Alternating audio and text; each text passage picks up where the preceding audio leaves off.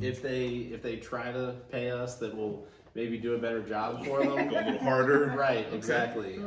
And you know, I think their heart is in the right place. Throw you some Starbucks gift cards or something. Right. That's what I would try. And obviously we don't and can't accept anything of value, but I think the most explicit attempt at that was one time a client literally threw a $20 bill down on the table. He had just tried to hand it to me, and I said, no, I appreciate it, because I'm never rude about it. And it's maybe happened, I don't know, 10 times while I've been in the office for 7 years. He had tried to hand me a $20 bill, and I was like, no, I'm salary. Don't worry about it. You know, if you get convicted, you'll have to pay the court system for my services. Right. He's like, well, no. I mean, you know, this is just for you. You know, go have a nice dinner. And I was like, no, I can't accept any money. And then he just threw it on the table, and I was like, no, really, you need to take that with you. And that's when I started to raise my voice, and he took the money. But I mean, he literally just threw the $20 bill on the table. Wow. I mean, it was, yeah. It's not a Vegas upgrade. So I guess that was an ethical dilemma, but not really, because that was an easy call. I think like a bigger ethical dilemma that was like a real ethical dilemma. One time I had a client come into court who was clearly under the influence of some substance, and I was genuinely worried about his health. I mean, even just his like short-term health. Wow. I was, you know, I was worried.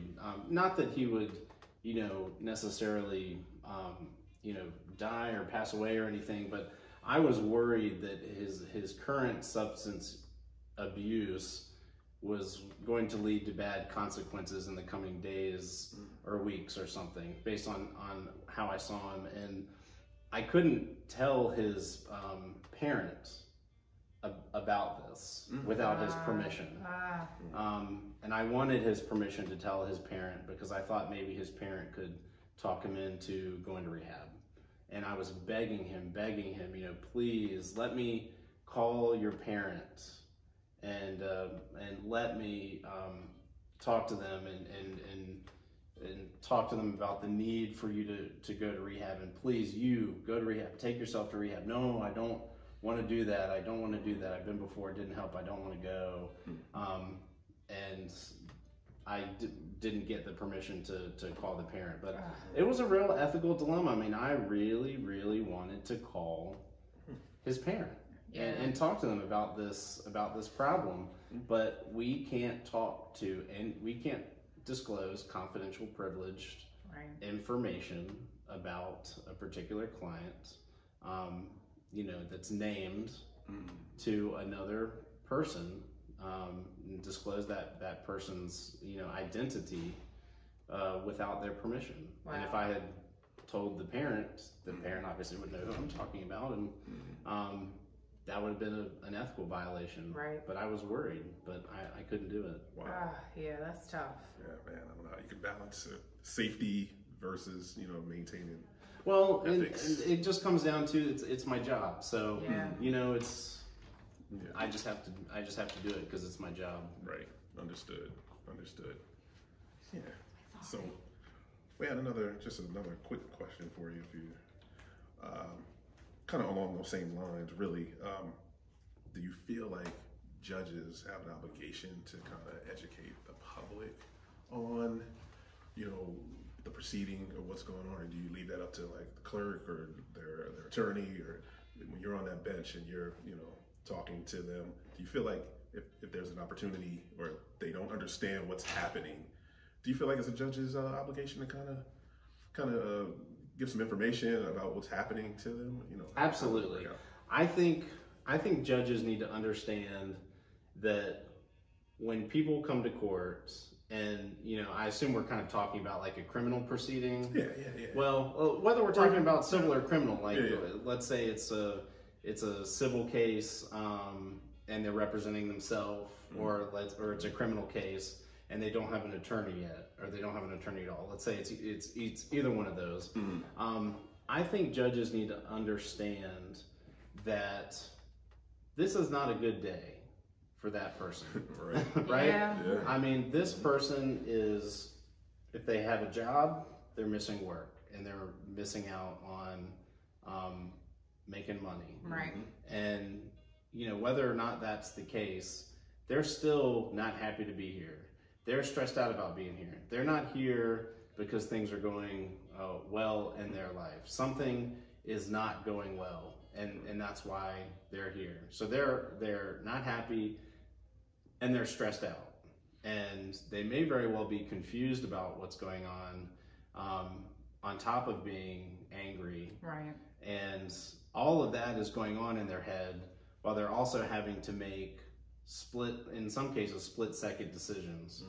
And I think absolutely part of the job of the judge up on that bench is to explain what's going on as calmly as possible. And if the person doesn't understand, to explain it again. And not in a tone that's condescending. Right. Yep. Because, you know, nobody likes repeating themselves. No, I don't like repeating myself. And ask my mother. I'm not a patient person. You know, but we all have to identify our own character flaws and work to overcome them. And if I'm elected up there, I'm gonna have to work double hard to overcome my own impatience, just as I've had to as a public defender. I have to overcome my impatience every day explaining things to my clients. You know, I'm an attorney with 9 years of experience, but I have to explain complex things to my clients in ways that they can understand it. And I often have to do that 2 or 3 times. And it's, of course, understandable that people would not understand what I'm explaining the very first time. I didn't understand those very same things the first time I understood them, but I have to do it in a patient way. And I would need to do the same thing as a judge. Judges need to be empathetic to how people are when they come to court. Definitely. Yeah, I think that's something that most people are probably paranoid about when going to court. And on top of that, some people also have anxiety disorders. Right. And some people, you know, are above and beyond what normal people are. Right. And that, you know, that needs to be expected and acknowledged too. And it's a scary environment in the first place. You know, so you've Absolutely. got you up there, you've got cops all around you, you've got the cop that most likely got you in this position. They're looking at you. There's people all around. They're coming in. There's other people waiting. You know, they're upset. So it's definitely that environment is. It's tough. So to have somebody up there that can speak to you and make you feel a little more at peace, yeah, a little bit, or at least calm. I've been standing at that defense table for 9 years now, so I know what it feels like. But I've never been the defendant, so you know, in that respect, I still don't know what it feels like. I'm in there working, right. So it's even worse for the person standing next to me. Yeah, it's tough. Man. So I mean, we've kind of gone through quite a few questions. Anything that you wanted to talk about that we haven't, you know, asked you? Anything you want to, you know, discuss? Just opening up the floor for you. I don't think so. I think it was a pretty well-rounded interview, and I'm glad that y'all talked about your organization too.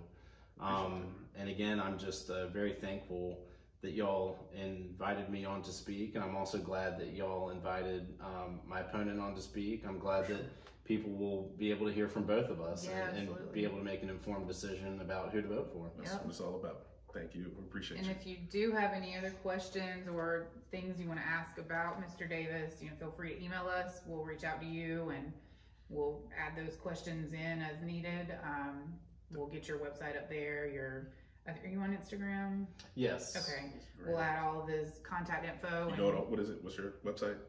www.whitdavisforjudge.com. That was his radio voice. Like it. I like it. Instagram.